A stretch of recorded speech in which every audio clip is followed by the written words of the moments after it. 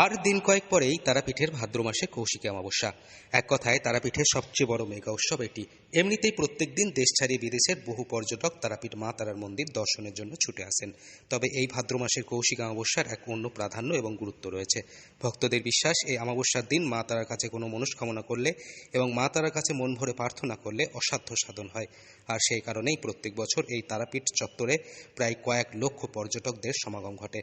তবে বিগত বেশ কয়েক বছর ধরে কৌশিকী অমাবস্যার দিন তারাপীঠে পর্যটকদের সংখ্যা অনেকটাই কমেছে। তবে হঠাৎ কেন এমন অবস্থা হলো, এই বিষয়ে পর্যটক থেকে শুরু করে হোটেল অ্যাসোসিয়েশনের দাবি এবং প্রশাসনেরও দাবি যে একাধিকবার প্রশাসনের তরফ থেকে মানা করা হলেও বেশ কিছু হোটেল অতিরিক্ত ভাড়া নির্ধারিত করছে পর্যটকদের জন্য। আর অন্যদিকে 3 দিনের জন্য প্যাকেজেরও সিস্টেম করে দিচ্ছে হোটেল কর্তৃপক্ষ। আর তার ফলে মধ্যবিত্তদের পক্ষে অমাবস্যার দিন পুজো দিতে এসে 3 দিনের প্যাকেজে থাকা সম্ভব হয়ে উঠছে না। এবার আমাদের হোটেল অ্যাসোসিয়েশন আগের মতনই সব ভাড়া আছে, যে যাদের যেটা ভাড়াটা বাড়ানো আছে তারা যেন বাড়িয়ে ডিক্লিয়ার অলরেডি করে দিয়েছে। 1 তারিখেই ওরা ডিক্লিয়ার প্রাইসটা করে দিয়েছে। আগে যেরকম একটা রিউমার ছিল যে 3 দিনের প্যাকেজ, আমাদের 3 দিনের কোনো প্যাকেজে নেই।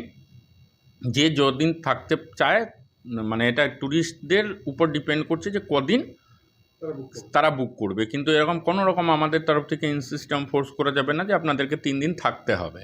হ্যাঁ, ভাড়াটা নির্ধারিত করা হয়েছে, ডিসকাউন্ট এবার নেই। যাদের যেটা ফুল ট্যারিফ আছে, ফুল ট্যারিফে বুকিংটা হবে।